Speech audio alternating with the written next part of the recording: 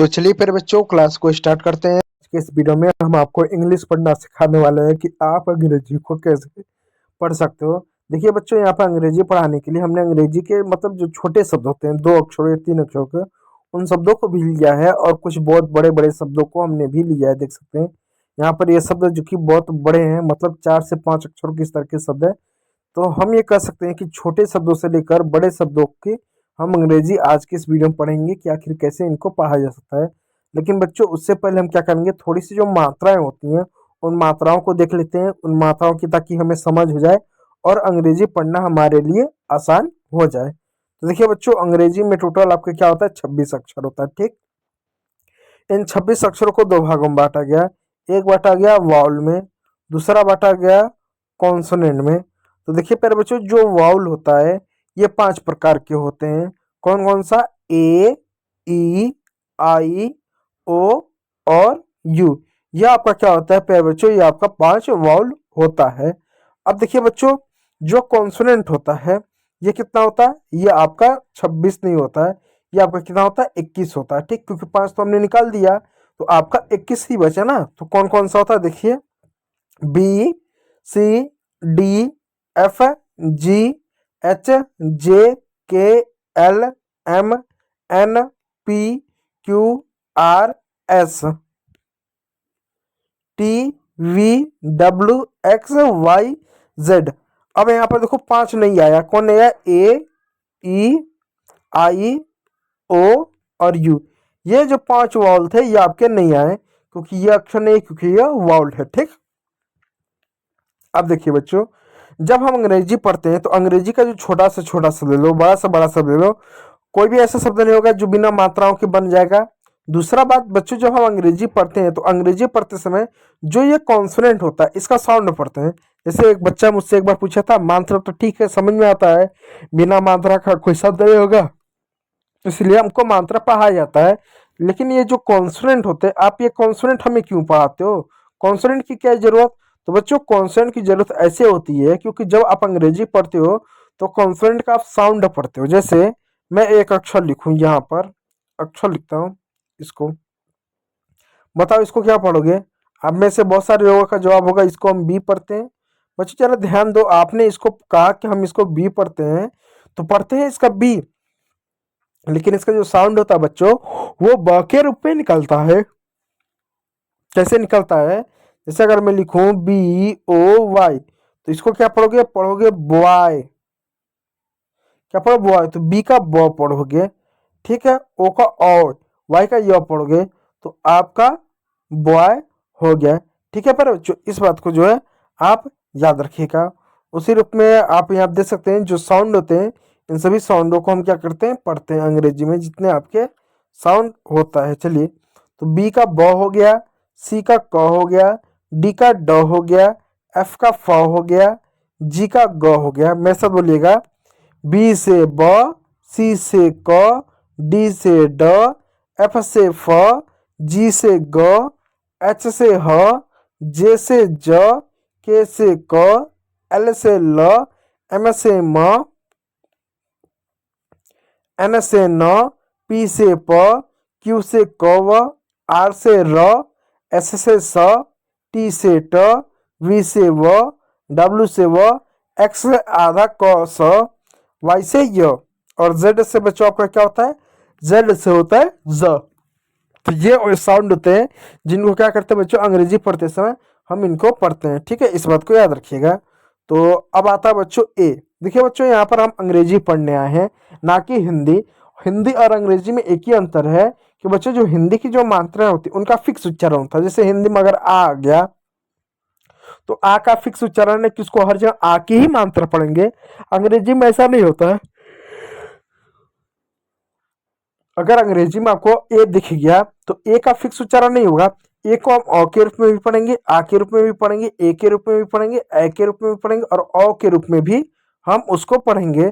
जैसे A B O U T about हो गया, सी ए आर कार हो गया, N A M E name हो गया, सी ए टी कैट हो गया, और जैसे देखो सी ए डबल एल कॉल हो गया।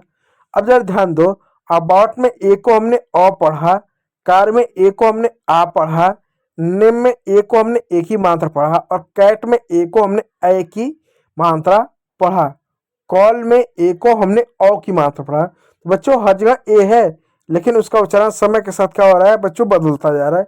इस बात को आप ध्यान दीजिए। चलिए रूल नंबर 1, जब अंग्रेजी में दो कॉन्सोनेंट बीच में ए आता है तो ए का उच्चारण ए की मात्रा के रूप में हम जो है करते हैं। इसको मैंने बता दिया, जैसे देख सकते हैं cat, man, rat, tag, bat, chat. ठीक है पर बच्चों दूसरा मैंने बता दिया कि जब ए के बाद आर हो, अब देखो यहाँ से स्टार्ट करते हैं। यहाँ पे देखो रूल नंबर क्या, हमको 4 से स्टार्ट करना था, 4 5 से। ठीक है, जब अंग्रेजी में ए के बाद आर हो तो ए का उच्चारण आ के रूप में करेंगे। कैसे, जैसे सी का क्या साउंड होगा, सी का साउंड क होगा, ए का साउंड क्या होगा, आ की मात्रा होगा, आर का साउंड क्या होगा, र होगा। इसको क्या पढ़ेंगे, कार पढ़ेंगे। तो ए को हमने आ की मात्रा पढ़ा क्योंकि आर रहा। उसी प्रकार एस टी दो कौन से एक साथ है, बीच में मात्रा नहीं है, इसलिए आधा सा पूरा ट, ए का आ और आर का र। ठीक है, हो गया स्टार। उसी प्रकार प्यारे बच्चों पी का प हो गया, ए का आ की मात्रा हो गया, के का क हो गया, आर जो इस तरह से रफ रेफ के रूप में हम इसको जो है हम लगा दे, इसको रेफ बोलते हैं। ठीक है, और इस तरह से जो रहता है उसको रकार बोलते हैं। तो कार, स्टार और पार्क, इस तरह से इन शब्दों को पढ़ेंगे। उसके बाद देखो यहाँ पे एक और शब्द स्टार दोबारा आ गया, बी का ब हो गया, ए का आ की मात्रा, आर का र हो गया, बार बार मिस होता है रास्ता, एम का म हो गया, ए का आ की मात्रा हो गया, आर की एक साथ है, बीच में कोई मात्रा नहीं, तो आर को रेफ के रूप में लिखो और के का क लिख दो, क लिखना, आर को रेफ के रूप में हो गया मार्क। तो इस तरीके से प्यारे बच्चों शब्दों को पढ़ा जाता है। कभी भी अंग्रेजी में याद रखिए ए के बाद आर हो तो आ का उच्चारण होगा ए का। चलिए अगला शब्द है, जब अंग्रेजी में ए आए और ए के बाद एस टी हो, एस के हो या आ हो तो उसका उच्चारण प्यार बच्चों आ के रूप में करते हैं। यानी कभी भी एस टी हो या एस के हो तो उसका उच्चारण आ के रूप में करेंगे। देखिए कैसे, जैसे एम का म हो गया, ए का आ की मात्रा हो गया, एस और के दो कौन सा एक साथ है, इसलिए आधा सा पूरा का हो गया मार्क्स। यानी ए का उच्चारण हमने आ के रूप में किया। उसी प्रकार ए का आ हो गया, एस का आधा सा हो गया, के का पूरा हो गया अक्स। हमने आ ही लिखा, मात्रा नहीं लिखा क्योंकि मात्रा लगाने के लिए कोई अक्षर है नहीं, इसलिए आ। टी का ट हो गया, ए का आ हो गया, एस का आधा सा, के का क हो गया टैक्स। तो मार्क्स आज का टैक्स, टैक्स मिस होता है एक तरह से उद्देश्य कर लो शायद। ठीक है, आर्क्स मिस होता है, पूछना मार्क्स मिस जो मार्क्स लगाते हो, ठीक है, टारगेट कर सकते हो। पी से प हो गया, ए से आ की मात्रा, अब देखो एस टी है तो भी आ की मात्रा होगा, आधा सा पूरा ट हो जाएगा पास्ट। उसी पर सी का क हो गया, ए का आ की मात्रा हो गया, एस का पूरा स हो गया, टी का ट हो गया कास्ट, एल का ल हो गया, ए का आ की मात्रा हो गया, एस का आधा सा हो गया, टी का ट हो गया लास्ट। तो पास्ट, कास्ट, लास्ट, इस तरीके से आपका अंग्रेजी का ये शब्द पढ़ा जाएगा। चलिए नियम नंबर 6 की ओर चलते हैं। जब अंग्रेजी के किसी भी शब्द में ए वाई आए तो ए वाई का उच्चारण आप हमेशा ए की मात्रा के रूप में करेंगे। जैसे डी का ड साउंड होगा, ए वाई का ए हो गया डे। एम का म साउंड होगा, ए वाई का ए की मात्रा हो गया में। डब्ल्यू का वो हो जाए, ए वाई का ए की हो गया वे। तो डे में वे, इस तरह से अंग्रेजी के शब्द होंगे। उसी प्रकार रे, स्टे हो जाएगा, स्टे, स्टे, ले, इस तरह के आपके शब्द ये होंगे। चलिए नियम नंबर 7 को चलते हैं। जब अंग्रेजी में ए आई के बाद एन आई या एल है तो उसका उच्चारण किस रूप में होगा, उसका उच्चारण बच्चों ए के रूप में होगा। ध्यान दीजिएगा, जैसे P A I N, P का क्या हुआ, पी का प हो गया, ए आई का क्या ए की मात्रा हो गया, एन का क्या न हो गया पेन। उसी प्रकार का बच्चों यहाँ पर देखो टी का ट हो गया, ठीक है, आर है उसके बगल में तो रकार के रूप में आप लगा दो इस तरीके से। ए आई का ए की मात्रा, एन का न हो जाएगा ट्रेन हो जाएगा, एम का म होगा, ए आई का ए की मात्रा, एन का न हो जाएगा मेन। तो पेन, ट्रेन, मेन। कहना मैं ये चाहूँगा कि अगर अंग्रेजी में कहीं पर भी ए आई मिले और ए आई के जस्ट बाद एन हो या एल हो तो ए आई का उच्चारण ए की मात्रा के रूप में करोगे, ए नहीं ए। ठीक, और भी कुछ शब्द देखो, जैसे सी एच का क्या च हो गया, ए आई है, ए आई का ए की मात्रा क्यों, क्योंकि बगल में एन है, हो गया चेन हो गया। उसी प्रकार बी का ब हो गया, ए आई का ए की मात्रा हो गया, एल का ल हो गया बेल हो गया। उसी पर एम का म हो गया, ए आई का ए की मात्रा हो गया, एल का ल हो गया मेल हो गया। मेल जो भेजते हैं ना डाक द्वारा, मेल तो कह सकते हैं, इसको तो पत्र कहेंगे, लेटर कहेंगे, लेकिन ऑनलाइन होता है ना ईमेल, जीमेल, मेल कहते हैं ना कि मेल करो उस तरीके से।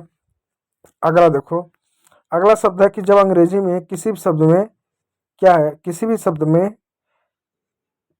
शब्द में अंग्रेजी में ए के बाद आर ई आए, क्या है आर, यहाँ पर आर ई आए, उसका उच्चारण ए के रूप में करते हैं। आर ई आए तो उसका उच्चारण ए के रूप में करते हैं। जैसे डब्लू का वो हो गया, ए आर ई है तो ए का उच्चारण करेंगे ए की मात्रा प्लस य, आर का र हो जाएगा वेयर।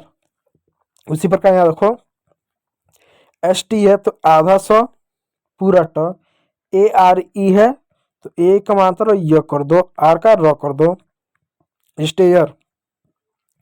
डी का ड, ए आर ई है तो ए का उच्चारण ए के रूप में और य कर देंगे, आर का र डे। आपको होगी य कहाँ से आ गया, नियम ही बच्चों कि ए के बाद अगर आर ई हो, ये साइलेंट होगा और ए का उच्चारण ए के रूप में हो जाएगा। आर तो लिखेंगे ही, तो उसी प्रकार where, stair, dare, fair, share, rare, इस तरह के आपके शब्द को पढ़ा जाएगा रेयर।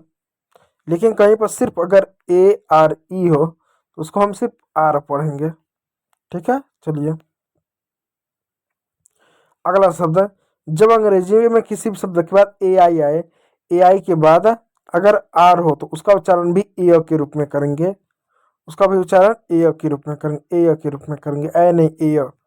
जैसे सी एच का क्या हो गया, च हो गया, ए आई के बाद आर है तो ए की मात्रा प्लस ये लगा दो, आर का र कर दो, हो जाएगा चेयर। ऐसे से ह कर दो, ए आई का क्या ए की मात्रा कर दो और य कर दो, आर का क्या र लगा दो, हो जाएगा हेयर।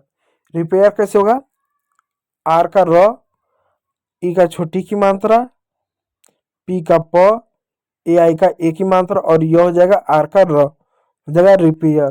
तो चेयर, हेयर, रिपेयर।